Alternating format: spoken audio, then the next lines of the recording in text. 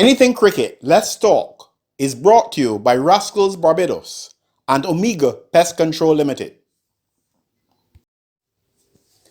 We invite you to follow us on Instagram, subscribe to our YouTube channel, and like us on Facebook.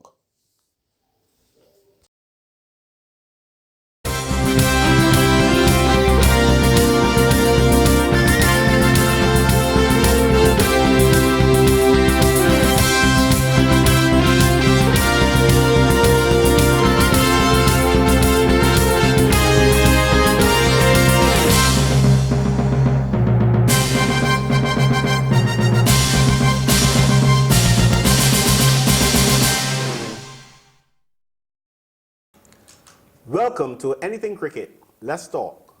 We're broadcasting from the studios of the Caribbean Media Corporation, Bridgetown, Barbados. We've got another exciting show for you today. Well, big news in West Indies cricket. We've got a new captain in the white ball formats. Well, I can tell you, Ayana Holder, I guess she's happy for once. And of course, we've got a very special guest today as well, Nikhil Uttamchandani. And he will be sharing his views as well. The regular crew will be around, Martin Paris and Wayne Holder. So, police cheer up, get ready, because it's Anything Cricket. Let's talk when we come back. Rascals Barbados. Let us serve you in a relaxed atmosphere with complimentary Wi-Fi or try a takeout meal.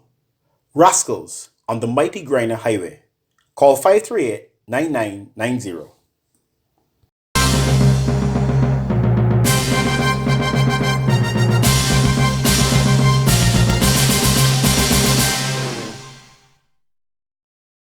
Well, I've been joined by Nikhil and Ayana, and I don't think they will dispute the fact that there is never a dull moment in West Indies cricket. Always some drama. And the latest drama in West Indies cricket, the appointment of a new white ball captain. I know both of you have much to say on it. I don't even know who wants to go first or who I should allow to go first, but they say ladies first. So Ayana, you'll open the baton today.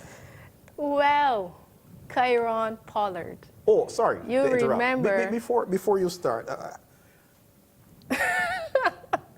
you called it weeks ago. Now you missed it. We are at a point in West Indies cricket, especially the white ball format. We have not seen any improvement. And I tend not to get too caught up with the person, Jason Holder, but if you analyze the one-day team, you needed to make some changes. The reason why I chose Kieron Pollard is because he has valuable leadership abilities, and one of the things in the West Indies that we've not been able to do is to find the dynamic captain and player all in one person. We've always had to find a captain, or we've had to find a player who we decide, okay, we will make him captain. Obviously, we would like to find out what is Kieron Pollard's plans regarding commitment. And reading the press release, I realized that it is a medium to long-term strategy. So I am not too sure what the plan is, but I hope that part of it is to groom a youngster under Pollard so that he can learn those abilities that Pollard possesses. Before we bring in Nikhil, though, you talked about the player and the captain. You're suggesting that that has been found now in Pollard? I'm not saying it has been found, but it is one of the issues that we've been experiencing for quite a long time. So Pollard, the captain, would be able to groom the player who will then become that one person who will have both the playing ability and the captain ability. Okay, Nikhil. Welcome, first of all, to Anything Cricket Let's Talk. Thank you very much, Philip, and good to be here with all of you. First of all, on the Kieron Pollard issue, I will say that I think it was a good move, especially in the T20 format, and I will extend it to the one-day format. I know there's been a lot of question and speculation as to whether he's the right fit, but I will make this statement that Kieron Pollard, to me, is the best out-and-out leader in terms of quality. This is taking away from his maybe cricketing abilities. Yes, his average 23 in the one-day format is not the best, and he hasn't played a ODI in 3 years, since 2016 against Pakistan. However, I still think he is the right person which we need at this point in time to bring out the talent of the likes of Nicholas Pooran, Shea Hope, Shemar Hetmeyer, these young players who I think need someone to just mold them into the right figure. I actually had the privilege a month ago to spend some time around the TKR franchise, which is now led by Kyron Pollard, and just talking to some of the younger guys and seeing what he's able to bring out in them. They just all love him as a leader. When it was announced, you can actually go on social media and see their congratulations for him, because they really love him as a leader. And it's not to say that, you know, he hasn't been experienced before. He led the Tridents to their only title in 2014. And in his IPL career, he is the vice captain of the Mumbai Indians, who've won 4 times, a very trusted franchise in India, the most successful. So it's not to say that he does not have the qualifications. It's just, as Ayana would have rightfully said, to back it up with his commitment, as well as just to see what he can bring out of our players and do for our cricket. What would you say to those who suggest that in his last 2 outings in the CPL, he has led teams that have come almost rock bottom? Yes, I have noticed that with the Tridents and the St. Lucia Stars. What I'll say to that is the captain is only one person. We do expect him to bring out the best, but I just felt, especially team selection, they were big names, don't get me wrong. Kane Williamson, you know, the likes of Lendl Simmons, those big names in the franchises. However, I'll just say that I think the team structure maybe might have been the problem. And to me, as Ayana rightfully said, it is time for change. I mean, you look at Jason Holder's record, 86 matches, 24 wins, 54 losses at a percentage of 31.25. After giving someone so much time, I believe it's time for change. And to me, it's poor on Jason Holder, because I think he was burdened at such a young age to be given the captaincy. Some say he should have resigned after the World Cup. Well, I'm not too sure about that, but I mean, I'm happy I think a lot of fans will be happy to see Jason Holder outside of the captaincy role, just to see how he will perform. We've been told that he has to compete for a place. Yes, well, which is kind of strange, because if you look at it, Pollard's overall record, really and truly, in one-day internationals, an average of 25, 3 centuries and 9 50s, and he would have batted quite a number of times, and therefore, you know, not particularly exciting. And if you look at Jason Holder, and in fact, if you go back as far as Darren Sammy, the records in terms of batting are virtually identical. Sammy and Holder would be superior to him in terms of bowling. So in terms of the playing ability of the captain, I don't know that anything has really changed. It has changed, not necessarily for the better. So that's really a concern, I would think. If I can jump in here, though, one thing I noticed is that the last year that Kyron Pollard played for the West Indies in 2016, it was actually the second best year he's ever had in his career, averaging 30, and he has not played a match since. And although he's one of those players that play in the domestic T20 leagues, I think that the selection panel owes the public an explanation why Kyron Pollard was axed from the team at that time and is only now making a return. Yeah, but I don't know if you get that explanation, because you've got to remember that that came under different administration. Yes, so I know I won't get that would that. be, as people say, water under the bridge. And if this administration is doing what they believe to be the right thing, then I think that's basically enough. I don't think you can explain something that somebody else did. I know, but You know? I made the point because our memories tend to be a bit short at times, and we have the statistics to look at, so sometimes we need to look at it and ask these questions, although they may not be answered. I have a suggestion, maybe a possible reason why he may not have walked back into the side even last year. In fact, we talk about form and performance. And last year, Kyron Pollard played in the regional 50-over competition. And against the Windward Islands, he scored a duck. Against Guyana, he scored 20 and 0. 3 against Canada. Against the West Indies B, he scored 30, which is his highest score. And against the CCC, 16, some 69 runs in 6 innings. Form and performance-wise, not having played one-day internationals in 3 years, and that's his List A performance, his most recent List A performance. So how do you start by saying that form and performance are key to selection, but those are the stats for your captain?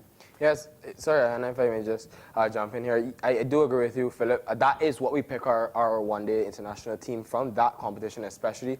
But I mean, a player is allowed to have a bad run of form, and having been away from that format for so long, I would say that would be the potential reason. You know, having to readjust after playing so much T20 cricket, having to readjust to the one-day format. But I am seeing a new commitment from Kairampala, especially to West Indies cricket. You look at the India series a couple of months ago in the T20, 115 runs in 3 matches, the leading scorer ahead of the likes of Kohli and the other big names in that series. And let's not forget, I mean, fans are saying, you know, Pollard isn't committed. He was listed in the reserves for the World Cup. So, and that can be merited after his poor performance in the regional Super 50. But we cannot say that he's not committed to cricket. But as you rightfully said, he did struggle in that tournament. Well, And when we we come also- back, you want to make a quick point before we go? We also Go ahead, have quick. another Super 50 coming up in November, so he has another chance. Okay, so you get selected and then you justify it. You think about that. When we come back, we're going to look at the impact of team selection given the new captain. Don't let annoying pests bug you. Lick them for 6. Omega Pest Control is the perfect solution. We are experts in termite and pest eradication, specialized mosquito treatments, foundation, residential, commercial, and industrial treatments. Call us day or night or visit us at our office located at Fieldside Drive, Long Gaps in Michael. Omega Pest Control. Call 425-5954, 231-6526, or email us at opcl@caribsurf.com.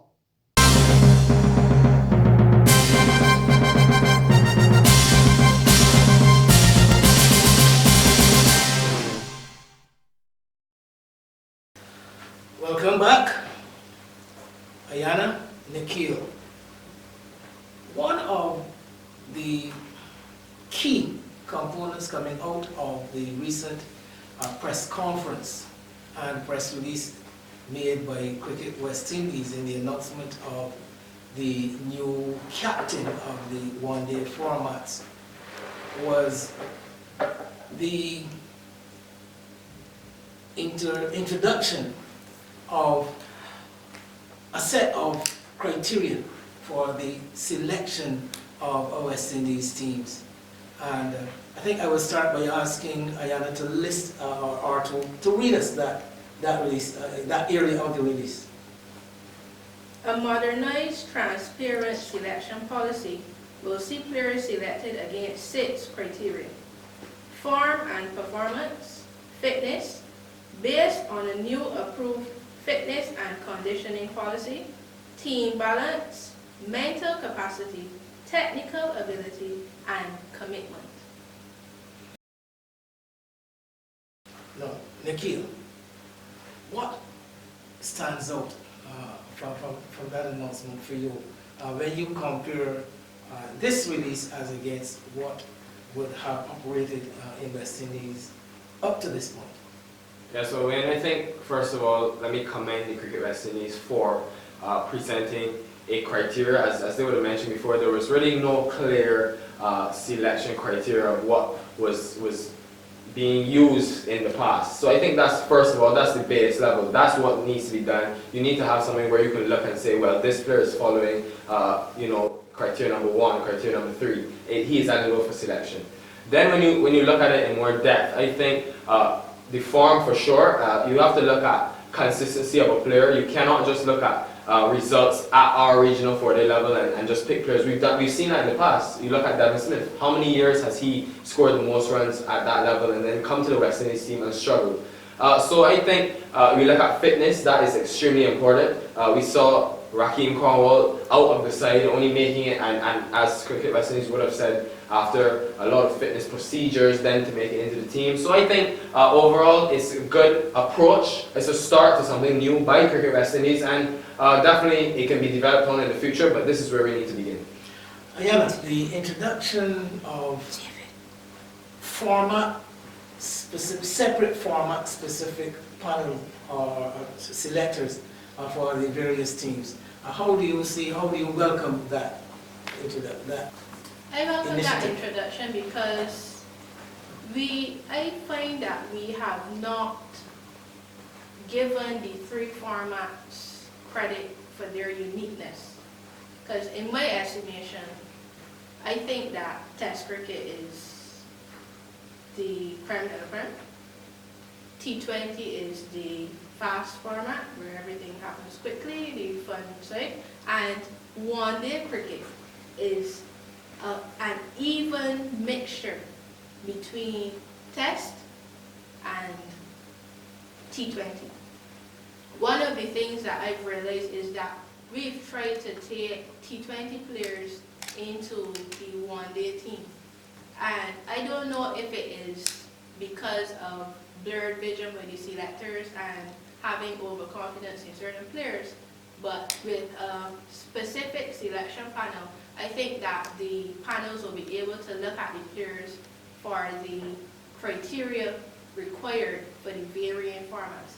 Some guys might be good at test, but does not fit the format of one-day internationals. Some guys might be good at T20, but does not fit the criteria for one-day. And even coaching, sometimes you would need a different batting coach for T20 than you need for Test cricket. So it's a welcoming addition to the new policy that the task force has established. Yes, and going forward, Nikhil, do you think though that it offers the opportunity for more creativity in the selection of the various teams for West Indies, where you were able to involve more persons, more ideas coming together? Yes, well, it's always good to have more ideas, Wayne, because you never know, you might miss something that another selector might see. And it's not to say that, you know, a player might have a bad season, not be maybe in the top 5 or 6 in terms of runs, say in a 4-day season. But as Ayana would have mentioned, that separate panel who is able to look at those players individually would see maybe a player with, say, Chandrapal Hemraj or somebody, or Tajnari Chandrapal that looks good, may not be at the top of the runs, but has a lot of potential. They can see that from early, pick out that player as one to watch maybe, and then focus. So I think what they're doing by separating these panels is, as you said, adding more creativity, allowing the West Indies, Cricket West Indies on a whole, to be more flexible, allowing us to get the best out of our players. Well, yes, and outside of the format structure, we've also got the various levels of the youth, we've got the women involved. How do they fit into this new arrangement? They will also have different selection panels, and the youth in particular, I think that because at the territorial level, I think that the selectors at the territorial level who would watch more youth cricket should have a say in the selection at the West Indies level. For example, if a Barbadian player got injured or something and did not get to go to the regional tournament, a selector can, if in the event that you need another player, a selector can vote for this player and say, well, there's this player that I've seen back home, put forward his performances, etc., and be a part of the process rather than just one stable selection panel who just sits at the top and selects every team. And also the women, you will have persons who watch more women's cricket, or who would have more experience around the women's game, who would have more to contribute than a general selection panel. I think Ayana hinted at the idea maybe of scouts set up throughout the region. Would you think that would be a good idea? Yes, yes, Wayne, I definitely think that's a great idea. And I've seen Cricket West Indies begin to move towards in that direction. We look at the recently concluded Regional Under-19 tournament. And right after the Cricket West Indies pulled, I believe it was 15 guys in a camp, you know, to train for the upcoming Under-19 World Cup in 2020. Obviously that will be narrowed down. And you look at the likes of young Shea Simmons, who's 15 years old. He may not be in direct contention for a spot in South Africa. However, he will know that he needs to take his cricket seriously because people are watching him. And when you have a separate selection panel, you know that there will be more focus put into these youth cricketers and making sure that we bridge that gap where we so commonly lose out between under-19 and senior level, as we've seen with our previously winning under-19 squad to our senior team. There's only about 2 or 3 names from that team into our senior team right now. New ideas going forward. Let's hope it is for the betterment and improvement of West Indies cricket. We'll be back with Anything Cricket. Let's talk. Rascals Barbados, Let us serve you in a relaxed atmosphere with complimentary Wi-Fi or try a takeout meal. Rascals on the Mighty Griner Highway. Call 538-9990.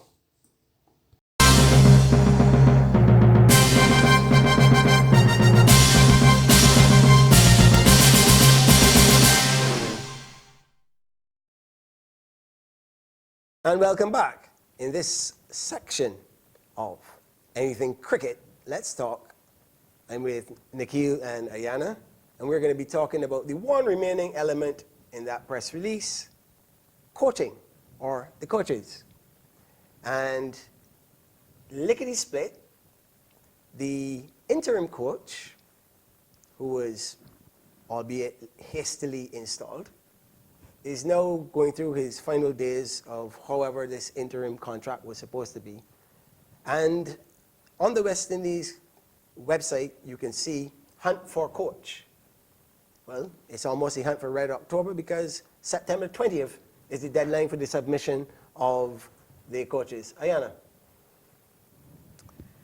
The coaching in West Indies cricket, I'm not so sure that a coach is quite dire at this point in time, because I think that if we are looking for coaches, we need to look for coaches at the youth level. Too many of our players are going to the international level with technical weaknesses. And I believe that at the international level, the coach should be there to guide players, and he shouldn't have to go through the basics with players. So the recruitment process, I am not too sure where it's going to leave Floyd Reefer, the interim coach at this point in time. I believe that he has an opportunity to apply for the position as well. But I believe that the person who comes out with the job at the end of the day will have a lot of work to do with this all the new policies that we've seen come into place. And Nikhil, it specifically says senior men's head coach. Mm-hmm. Well, I think that although the coach may not be dire at this point in time, it's still necessary. Let's get that straight. And I think the main common example is Richard Pybus, West Indies versus England, where the West Indies drew an ODI series against the world #1 team and actually defeated England in a test series. And I think having seen the impact that Pybus had on the West Indies, that for me is the main headline as to why we need a coach. I mean, don't get me wrong, we have plenty of talented individuals that can apply. I'm excited that we are recruiting. I think it's good that CWI is looking beyond, the current coach in Floyd Reefer. And he, as Ayana rightfully said, he does have a chance to apply. He's done a lot with the High Performance Center, with the University of the West Indies, combined campuses and colleges. So we'll have to see how it plays out. But I still think we need a coach. We always need someone with experience to lead when maybe in a time, a dark spot in cricket. And I think it's important. So we'll have to wait and see how it goes. Well, hang on a minute. I'm a bit older than the two of you, probably the two of you put together. You had Gus Logie, and we can remember in the dark of an English cricket setting, Ian Bradshaw square dogging the winning run in the Champions Trophy, and Gus Logie was gotten rid of as men's senior coach. Then Otis Gibson, when we won our first T20, and his head coach tenure ended. I believe Phil Simmons, whose name has been back in the fray, was the second T20 head coach, only to be summarily dismissed. Are we actually having a coach's merry-go-round? Well, honestly, Marlon, I'll say I'm not too sure why we are getting rid of our coaches after they're so successful. I mean, Phil Simmons won us a World Cup. He, as you said, was no longer there. And Richard Pybus won us a Test series and drew an ODI series. He was no longer there. So I don't want to get into the whole political side of things because I'm personally not too sure of what's going on behind the scenes. What I will say is, you look at someone like Phil Simmons, what he's done with Ireland and Afghanistan. I mean, you look at Afghanistan just beating Bangladesh in one-off tests, and what he's been able to achieve building that country, that nation up as a cricketing unit. I think he's a phenomenal coach. You look back at Pybus, you have Floyd Reefer in the fray, someone like a Desmond Hayes. There's plenty names we can look to for coaching. I don't think that's the problem. What I will say is it's just up to the CWI to choose the right person. Ayana, I was glad that Nikhil mentioned Playbus because I find it so amazing that Playbus was able to come in such a short space of time and West Indies performed the way that they did. I was reading an article with him here the other day, and he was saying that he was able to make the boys believe in themselves, and it made me wonder what is so special about Richard Playbus that he made them believe in themselves and not perhaps a Stuart Law, Phil Simmons, Otis, and we were able to see the performance that we saw by West Indies in January. one of your other many hats that you wear involves being in the scorebook. Where in the scorebook does it say, coached by Martin Paris, or Mr. Uttamchandani, or Miss Holder? Do we really go to cricket to watch, to see how the coach performs? We want to see cricketers, and they must take it upon themselves to perform, whether or not either the three of us is the coach of the team. But I still think, Martin, that the coach is who makes these players perform behind the scenes. And what I do think Playbus did was the entire thing of a film study. I think that's important, looking at their oppositions, studying them, and behind the scenes helps players perform on the field. You also hearkened earlier, very quickly, because we're going to not dwell on these things too much. The finished product of a West Indies senior men's player shouldn't be on the basics of cricket. What happened to the grassroots and kiddies and all the other stages that the players should have come through, unless they literally dropped off the back of a truck and suddenly decided that they were going to be playing cricket for the West Indies? Is the area that I think we need to desperately address, because we can't, like Sunil Ambrose, for example. When Sunil Ambrose cut down in New Zealand, everyone was up in arms, and that is not something that had just started. It is a part of his technique. So what was he doing for 15 plus years at the youth level? Questions that we need answered. Final thoughts, Nikhil? Well, I just say I'm really excited to see who the new coach will be. I will have a clean slate for whoever it is, and I will back the selection of the CWA.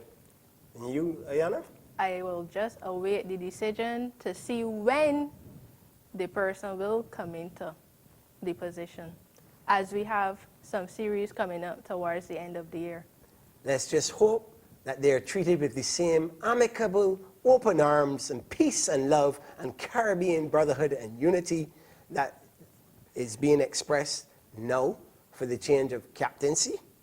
Because the same criteria by which, I remember Sunday school days, Haman wanted the gallows to be built, but he was the first one to swing thereupon. We'll be back after the break.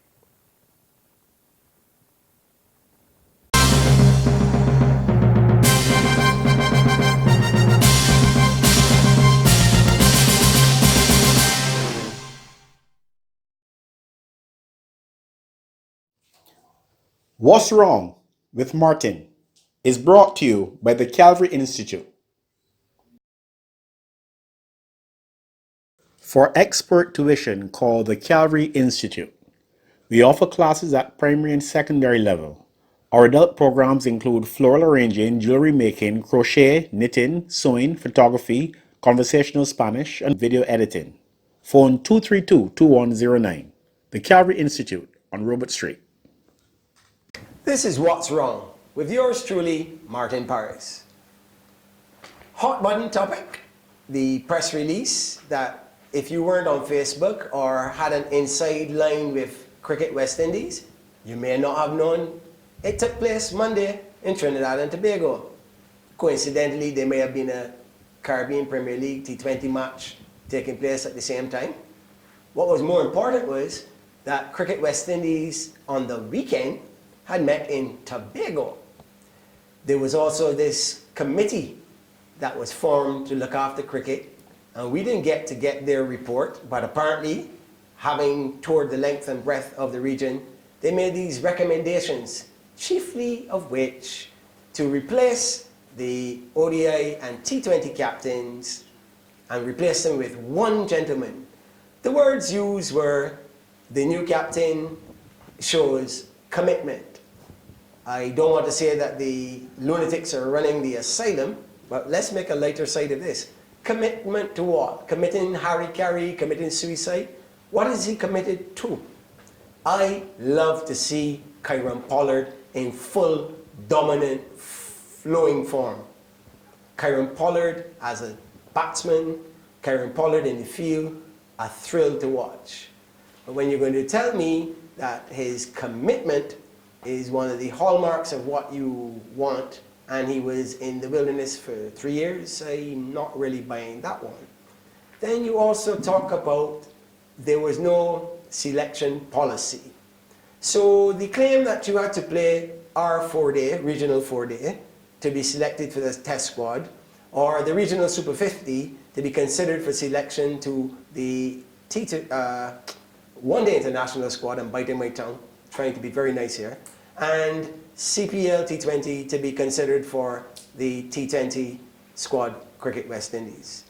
And yet, those players on centrally retained contracts, whether it was the all format, white ball, or red ball contracts, were entitled to continue and display a fitness program as part of their assessment and also their selection criteria. To make matters worse, some of the players went from all format, downgraded, and they're no longer under contract with Cricket West Indies. But yet still you say there was no selection policy. Well, it would have been nice on exiting to have thanked the two captains for their tenure and say goodbye and good luck. Well, I'm gone, and that's what's wrong with Martin.